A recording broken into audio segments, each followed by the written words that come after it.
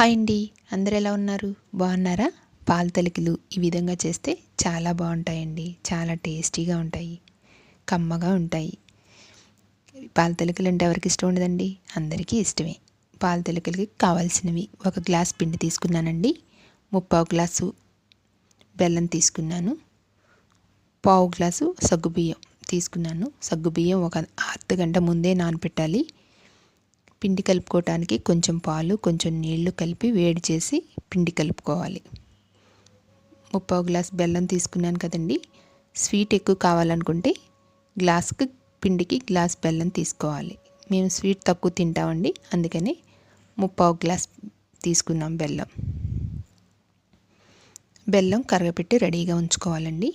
ఇప్పుడు పిండి కలుపుకోవటానికి పాలు, నీళ్లు కలిపి వేడి చేసుకొని కలుపుకోవాలి. నిదానంగా కొంచెం కొంచెం, మరీ లూజ్గా కలుపుకోకూడదండి. పూరీ పిండిలాగా కలుపుకోవాలి. కలుపుకొని అందులో 1 స్పూన్ నెయ్యి కూడా వేసుకొని కలుపుకోవాలి.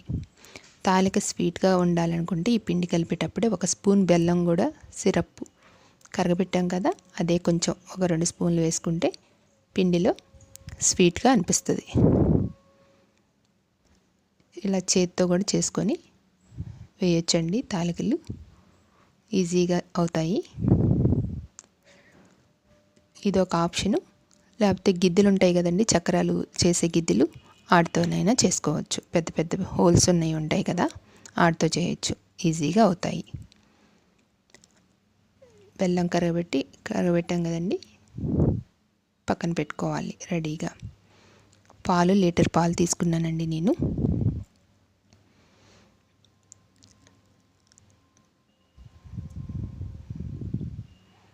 లీటర్ పాలు నేను గన్ను లాంటి చక్రాల గిద్దె ఉంటుంది కదండి, దాంతో చేస్తున్నాను. మీకు వేరే ఎలాంటివి అయినా తీసుకొని చేయొచ్చు.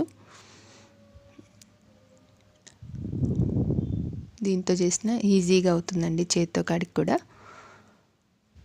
మరీ లావు కూడా వేయకూడదండి. కొంచెం ఉడుకుతుంది, కొంచెం ఉడకదు. ఇవి మరీ సన్నగా మరీ లావుగా లేకుండా ఉన్న వాటిని చేయొచ్చు. అలా చేస్తేనే బాగుంటాయి. పాలు తెరిలాయి కదండి, తెరిలాక సగ్గుబియ్యం వేసుకోవాలి. సగ్గుబియ్యం నానితే బాగా ఉడుకుతాయండి, తొందరగా ఉడుకుతాయి. సగ్గుబియ్యం అన్నీ పైకి తేలితే ఉడికినట్లండి. అవి పైకి తేలాక ఇప్పుడు మనం చేత్తో చేసాను చూడండి, అవి వేసుకోవాలి. అవి వేసుకున్నాక తర్వాత గిద్దెలతో చక్రాలలాగా ఈ విధంగా వత్తాలి. ఎప్పుడైనా పాలు తెరులుతూ ఉండాలండి, అప్పుడే తాలికలు పడ్డవి లెగుస్తాయి పైకి, అతుక్కోకుండా, కుప్పలాగా పడకుండా. మీడియం ఫ్లేమ్లోనే ఉంచాలి.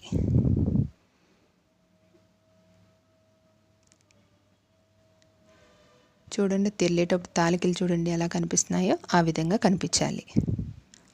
అలా అయితే బాగా వస్తాయి తాలికలు.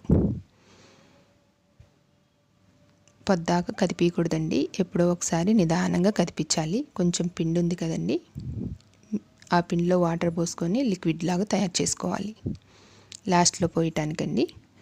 ఈ పిండి కాకపోయినా విడిగా తీసుకోవచ్చు. 1 స్పూన్ పిండి తీసుకొని నీళ్ళు కలిపి రెడీగా ఉంచుకోవచ్చు. ఇప్పుడు బెల్లం కరిగించి ఉంచుకున్నాం కదండి, అది పోసుకొని కలుపుకోవాలి.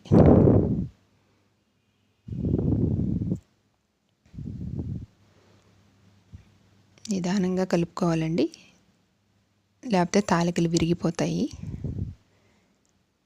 ఇప్పుడు బెల్లం పోసాక కొద్దిసేపటికే పిండి కలిపిన నీళ్లు పోయాలి. ఎప్పుడైనా సరేనండి, ఏమన్నా ఇరిగినట్లుగా అనిపిస్తే అది కవర్ చేస్తుంది. ఇప్పుడు యాలకుల పొడి కూడా వేసుకోవాలి. జీడిపప్పు ఫ్రై చేసి పక్కన పెట్టుకున్నాం కదా, అది కూడా వేసుకోవాలి. పాల తలికలు రెడీ అయ్యాయండి.